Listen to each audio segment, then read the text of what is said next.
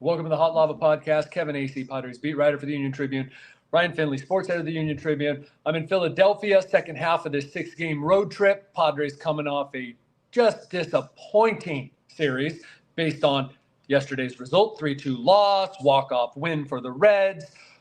Now to go face the Phillies, who we'll get into, but you know what? Their offense is struggling too. Their pitching is good too. So this will be interesting. Matt Waldron, get to see the debut tonight. Ryan, I did all that because it just occurred to me that, I always ask you at the start, where do you want to start? And I really don't ever know where you want to start. But we didn't exchange text today, so I don't know anything we're really going to talk about. So I'll just leave it to you to drive the ship. Where would you like to start? I'd like to start with the Padres' continued struggles with runners in scoring position. They were 0 for 13 yesterday, got walked off on. This is not necessarily a team that's having problems getting on base. It's a team that's having problems driving in runs when guys are in scoring position. I know that there are many different factors, but I also know that things like this tend to stack up, right? And this has been a problem of theirs for the last, 2 months? What do we credit this to? Is this just superstars not hitting? Is this bad luck? Is this something different? I mean, because it's not – we've played enough baseball that this isn't a fluke at this point. This is kind of who they are. That is something we're going to need to maybe address, face soon. I mean, this happens in a season. I just don't have to go back too far to go 2022 when there was just this lull where they played, I believe, 5 under for 3 months. Now, they were 17 over before that started. They were further into the season. So I'm not saying that's what's happening again here, and then they're going to be able to, right themselves. They're going to have to really right themselves. They got to win every series, or, hey, how about a 3-game win streak that might then become 4, because they haven't had a 3-game win streak in a long time, since the beginning of June. What is it? Okay, I'm going to address the one first. Bad luck? Okay, sure. But the Padres say this after every game. And they don't ever have a more receptive audience than me, and the respect I have for how difficult this game is. But every game, pretty much, they talk about how they hit balls hard, but right at people. Let's just take yesterday. Small sample size, but this is legit.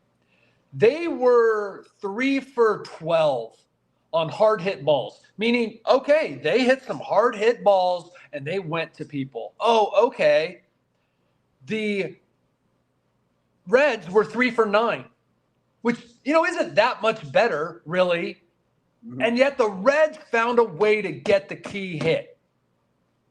They're not getting the key hit. Yeah, the superstars, no one. They just aren't. They're pressing. No one can convince me otherwise that they're not pressing. And I don't mean every at-bat. Obviously, they're getting a lot of hits. I just mean enough that they are always in close games, and right now they're in a stretch where they are 20 and 25. Yeah. You had a stat in today's Padres Daily that to me is amazing. Yesterday was the 11th time in their past 45 games which the Padres had between 10 and 14 at-bats with runners in scoring position, and the 7th time they have lost one of those games. So they are 4 and 7. Games in which they have between 10 and 14 runners in scoring position. I don't know what the league average is, but that seems like a terrible number if you're them. I started to go through to find out what the league average was, but I felt that 3:30 a.m. was plenty late enough for me to have worked on the newsletter, and that was so all I did then, which I should have done at the first, before that, so 4 and 7 in their last 11 games where they've had between 10 and 14. Before that, they were 7 and 1. So that's more in line. I got through enough teams to tell you that it's more that you win 4 out of 5 of those games versus 4 out of 11 of those games. Right. The Padres are hitting 202 during that 45-game span with runners in scoring position, the second worst total in the major leagues. To me, that's the problem. If we're going to praise the little things that they do in our last year or so under Mike Shildt, when they fail to do it, I think it's worth pointing that out, because this is not the quote-unquote Padre baseball that was so successful last year. it's not they're doing the rest of it or they'd be getting their butt kicked all the time. So yeah, this is execution based on talent, based on staying within yourself, based on, not trying to just drive in 2 runs when you can drive in 1, not trying to hit a homer when a ground out to the right side would move a guy to third and give you a guy at third with less than 2 outs. These things, and when your pitching staff can most of the time, keep you in it, and you're having trouble, and you're not, because the runners in scoring position are a problem, but so is the lack of home runs. And that shows up regularly when the other team hits them and beats the Padres. And it showed up Saturday when the Padres were 1 for 8 with runners in scoring position. They had gone 0 for 6, and then Luis Arraez homered. And then Jake Cronenworth hit a 2-run homer. And then with a runner in scoring position, they got their only hit of the game. It was a 3-run homer by Gavin Sheets, and they won by 2 runs. That they need to start hitting homers. Look, it worked out for them last year. Line drive hitting turned into home run hitting. The weather heated up, guys heated up. I'm not a hitting coach. Great, awesome. I'm not saying you change your approach, but leading the team or leading the league in strikeout ratio, as in striking out fewer than any other team, that's super. But being 4th worst in home runs is not super. And we all know that sometimes those things go hand in hand where, you know what, we're going to have to hit some home runs here. Right. Well, and if you don't change your approach, maybe you change your personnel. And, I think that's something, you continue, Kevin, hinting at this and writing about this is, the Padres continue to scour the market for an available right-handed bat. And, we've seen this late in games. We've seen this in big situations where you're letting an Elias Diaz or a Martin Maldonado hit with the game on the line or hit late in games because you don't really have that right-handed pinch hitter. To me, it's reaching a point where, I think that the time is long past to do something. And I'm not saying they're not trying. We know AJ Preller tries. The counterpoint, and before you even say this, Fernando Tatis Jr. is hitting 138 with runners in scoring position over the last 45 games. Xander Bogaerts is hitting 135. Manny Machado is hitting a blistering 222. They don't have a guy over 290, and Tatis is hitting 207 overall since the beginning of May, and we're at the last day of June. But right. I promise you I wasn't going to say that then, but yes, that is something that I do say when we talk about adding somebody, is that right. What about the stars? But you're right. They do need to add someone. Now, the price is clearly the issue at this point, and that's because there are a lot of buyers and only a few sellers. And really, even if some other teams go into the market, let's say one of them is the Diamondbacks. Well, they're probably not trading with the Padres. Now, could that help the Padres because someone else takes a left fielder or something? The Diamondbacks aren't going to trade their second baseman. They might trade their first baseman. Then another team has their guy, and then that makes another guy available. The reason I mention those other positions is the Padres are going for a right-handed bat. They'll make them fit. Okay? Mm-hmm. Like AJ Preller's done that before, and they can do it now. They got the DH to work with. You got Gavin Sheets playing left field, playing it capably. So, yeah, they need help.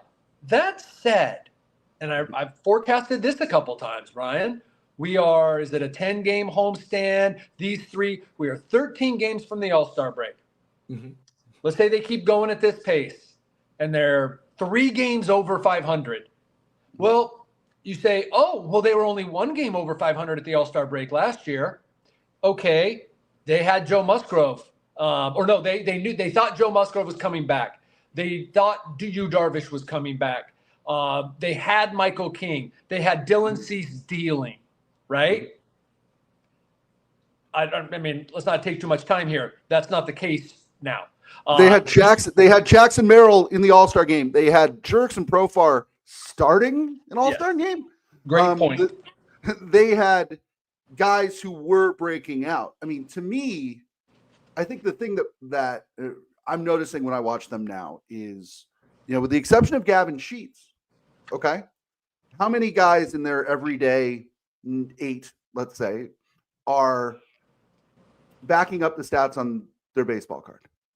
Maybe Jake Cronenworth. And is that it? Sure, and that's not, yes, absolutely. And you're not like, I'll defend Jake all day, and if he's playing to that level, then that's fine. That is more than fine. Let's give now Manny Machado's in a slump right now, but let's give credit for most of the year he's been the guy. I mean, I've written a couple he's their times. best player. He's one man. We're still in June, and I think he has 7 homers, or maybe it's 7 since sometime in late May. But no, I think it's 7 in June. Anyway, let's give Manny his due. Just give Jackson his due. He's hitting 300. The power hasn't come, and it had started to come at this point last year. Really took off in the second half. There is a long ways to go. I haven't said this to any players yet, but I'm about to, possibly, if things were to keep going. Fans, media, those on the outside, we sometimes forget how long a season it is, right? Even I do. I'm always trying to remind people of that, but we tend to forget. Players don't. But players tend to think it's too long sometimes, right? Like, because they're so guarding against being frustrated, so guarding against getting down, trying to remember it's okay if I just keep doing this, if I just keep doing my process. Look, I'm hitting the ball hard or whatever. It's going to work out, because it usually does. Well, at some point, sometimes it doesn't work out. Mm-hmm. No, that's a great point. That's a really great point. Mike Shildt has mentioned, Kevin, a couple of times, that this is a second half team. Mike Shildt, again, his winning percentage in the second half is excellent in his career. And certainly last season, the Padres had, one of the great halves in the history of their franchise, made the playoffs.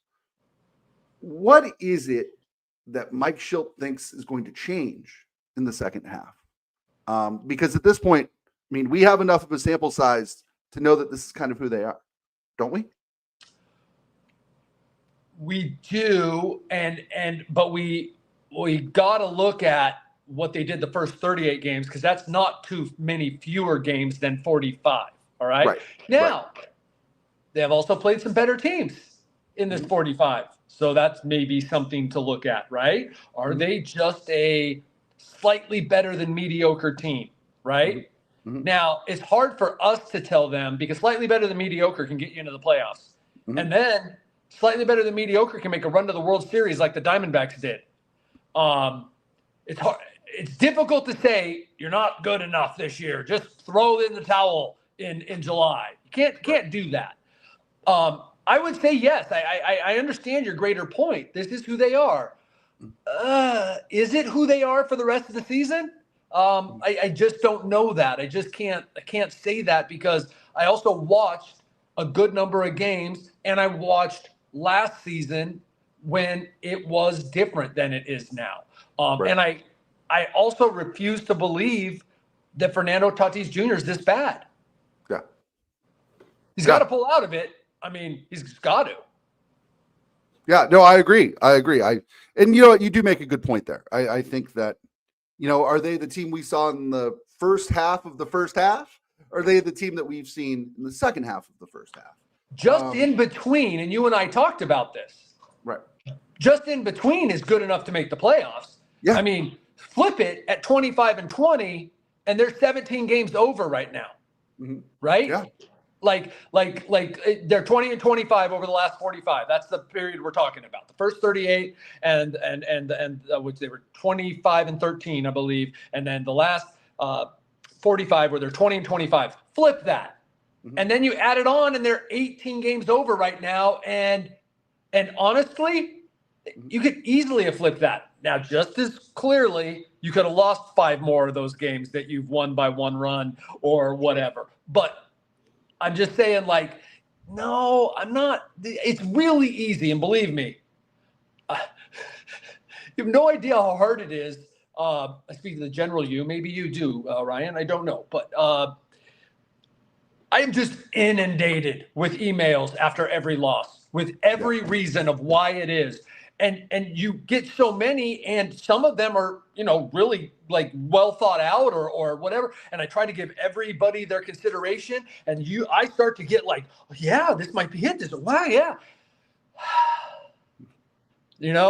I'm just not sure yet. And I think that's the responsible thing. I have my opinions just like everybody else, and mine are based on what's all this stuff that's sitting around me right now, and what I watch every day.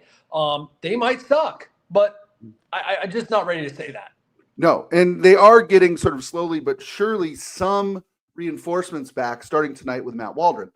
He will make his 2025 season debut. A guy who was really an unheralded star in the first half of last season, really trailed off at the end, said some interesting things, I thought, the last couple of weeks of the season about his confidence level.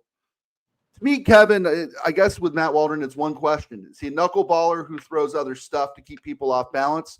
Or is he trying to use a full 5-pitch mix with a knuckleball? I think when he commits to being a knuckleballer, he's a pretty darn good pitcher. And so do the Padres, and hopefully for them and him, so does Matt Waldron. Like, we're not talking about 85%, but 60, some games 70%.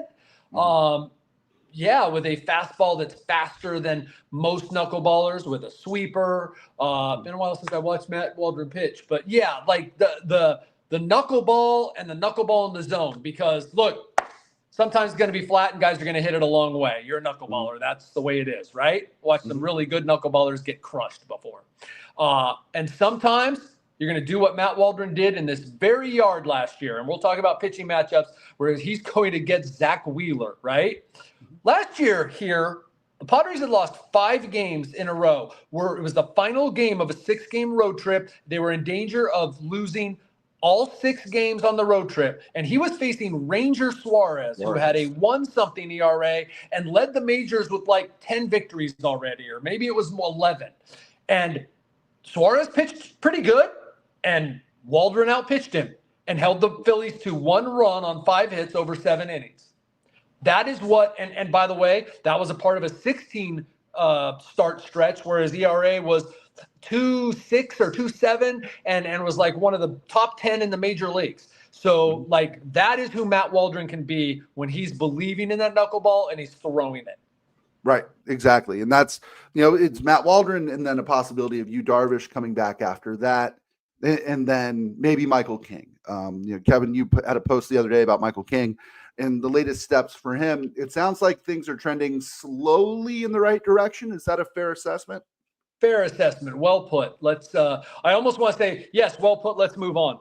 Because at this point, and I think Michael King would agree to some extent, at this point, putting too much attention on it, like it doesn't merit it. We don't know where he's at. But absolutely 100% we can say it certainly is looking better than it was 2 weeks ago. Right. Throwing is better than not throwing. And throwing from 105 feet and smiling and feeling good. And I just bring that up because he's such a good and nice and decent human being and happy and jokey. And man, this man was just so bummed. It was just sad to see. And also, that makes me believe that he believes.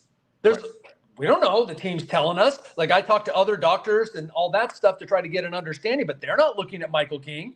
So they don't really know. So sometimes it's like, we don't know if we're getting like the full skinny, but when I can see that Michael King is believing in how he's feeling, that's definitely a positive. Yep, absolutely. Padres Phillies 3-game series, 3:35 p.m. starts tonight and tomorrow. And then the 10:05 a.m. start on Wednesday.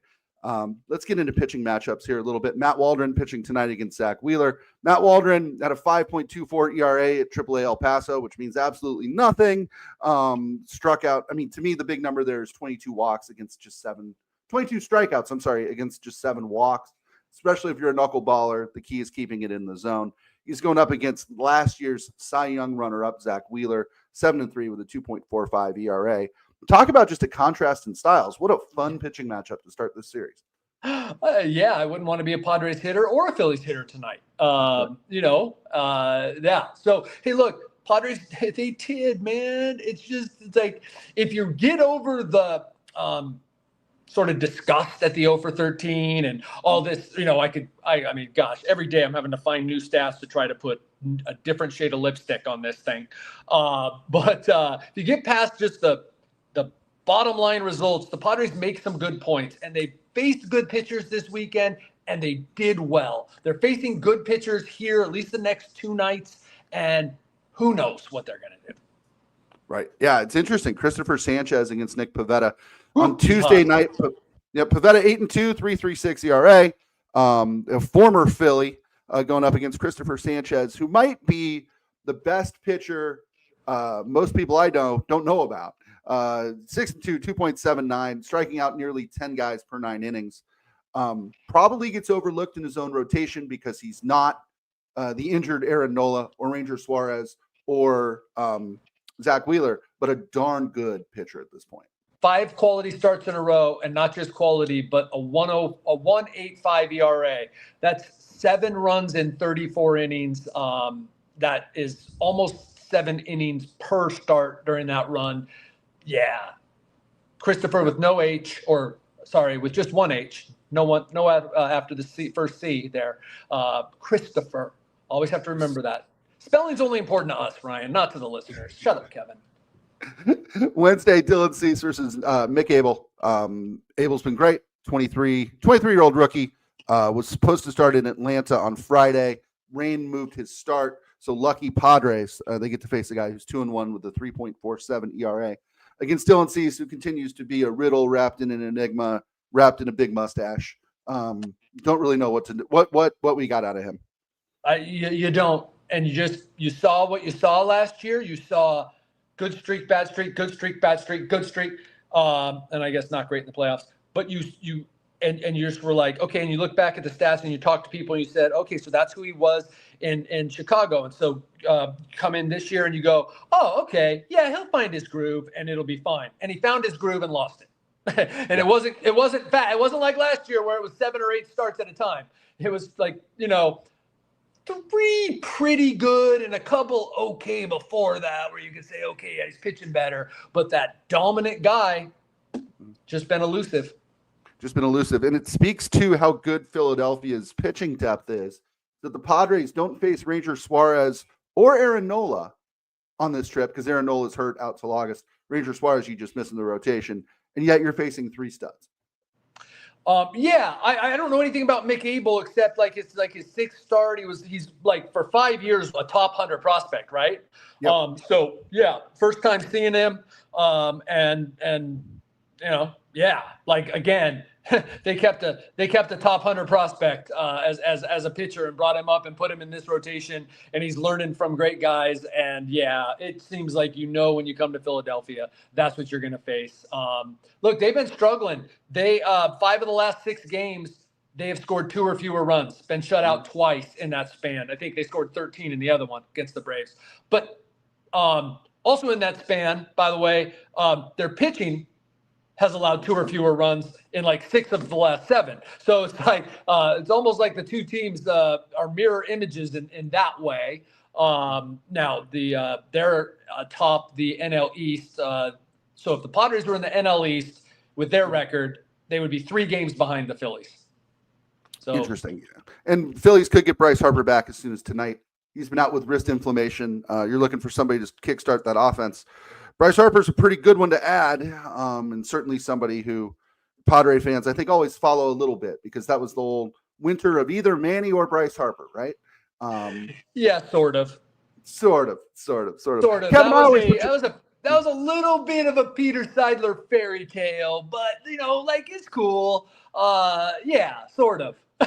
I remember hearing stories that Bryce Harper got married at the temple there in La Jolla, and everybody thought that meant something. And as it turns out, it didn't really mean it. Kevin, I always put you on the spot at the end, and here's a simple one, but it's a baseball question, okay? Speak to me as if I am 5. Wait, Ryan, I already do. Speak to me as if I am 3 then. What is up with Robert Suarez?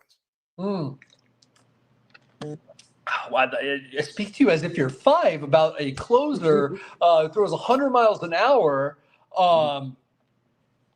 Yeah, Robert Suarez is throwing pitches down the middle, as simply as I can put it. I have not gotten into it with Padres people or scouts about, hey, what's happening with Robert Suarez? Here's what I see, and it's fairly obvious that every time I look up and one of those hits, it's a changeup, and it's in the middle or close enough, or it's up. And he's getting behind guys, and then guys are able to sit on the fastball. I don't think now I looked at the metrics. I don't see, again, I haven't talked to people. I don't see how it's possible that fastball's moving as much as it was. Take a look.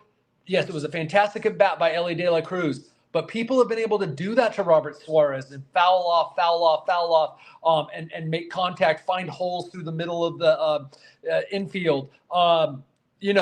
Look, closers live on the edge a lot. Had Tyler Wade caught that ball, there's one out instead of Ellie De La Cruz on, and Robert Suarez has to pitch, and he has to be aware of Ellie De La Cruz, who everyone in the ballpark thought was going to steal. He didn't, but it could have gone differently. There are times Robert gets away with stuff, and I'm not making excuses at all. He's been terrible. I'm just saying, he lives on the edge. He's got 23 saves. Most closers do. This is the guy we watch every day. We turn them into superheroes. And Robert Suarez is not a superhero. I'm old enough to remember Trevor Hoffman blowing saves and Trevor Hoffman having bad months, and Trevor Hoffman's in Cooperstown. Not to say Robert Suarez is. Right. There was no Twitter, but whatever there was, wasn't it basically every time? Because I would hear it at the grocery store. I'd hear it, whatever. Trevor Hoffman's done. He can't pitch like that. You can't have a closer who throws like that. Mm-hmm. Yep, and he did just fine. Not to say Robert Suarez is headed to Cooperstown, but it's or even the best struggle. Right. I don't know. It's pretty ugly right now. It is. It really is. And again, this is unfair to Robert Suarez. The fact that Adrian Morejon came in and had perhaps the most stress-free save of the Padres season, now that's in the back of my head, right? Every time they bring Suarez out, you go but Morejon, he's there if you need him. So it's funny because I started to think about that because that's what I have to do, right? I try to have to think about something, sometimes just barely ahead, sometimes well ahead of when is it going to be a thing. And so I've started to think about this, and it feels like closer is one of those things that teams sometimes, especially when it's an established guy, are the slowest to make a change on. Mm-hmm. It's a great point. That's a great point. And again, if Robert Suarez gets the job done 90% of the time, is that good enough? Or are those, 5 wins something that's going to be the difference between the Padres making the playoffs or not? What you should do is, and I've done it enough to know, I don't know what's happening this year, but I've done it enough in past years to know that there are saves where a reliever comes in and gives up a run, mm-hmm. but he had a 3-run lead when he came in, Right. And Robert Suarez hasn't had more than a couple of those this year. I don't have my chart right there, and we're running out of time. But when he comes in, it's like if you make a mistake, you're going to blow this save. Yeah. Well, and it's because, and here's the thing, that's why all these things are connected, right? He's coming into 1-run games because they're not hitting, right? And so he comes in, all of a sudden, he has a really narrow path to victory, let's say. One mistake can kill you, right? I mean, say what you will about this year's Padres. There aren't a whole lot of easy nights at the ballpark for him or for them, or for the writer, or for you. Exactly. It is truly unbelievable. It is, and there is not a question that it wears on them. I'm not saying they can't keep doing it, but they can't keep doing it. It is incredible how every game is just razor thin. Yep. Not good for a guy on deadline either. I'm just saying. Padres Phillies 3-game series starting tonight, 3:35 San Diego time from Philadelphia. That'll do it for this episode of the Hot Lava Podcast. For Kevin Acee, Kevin, stay cool and dry, and we'll see you when you get back here for the big July 4th weekend series. Yeah, I imagine that we probably aren't doing one July 4th, so probably next Monday be the next one. All right. Sounds good. We'll have to check with our producer JK on that, but yeah, that sounds about right. He is the best. He is the absolute best. For Kevin Acee, I'm Ryan Finley. We'll see you next time.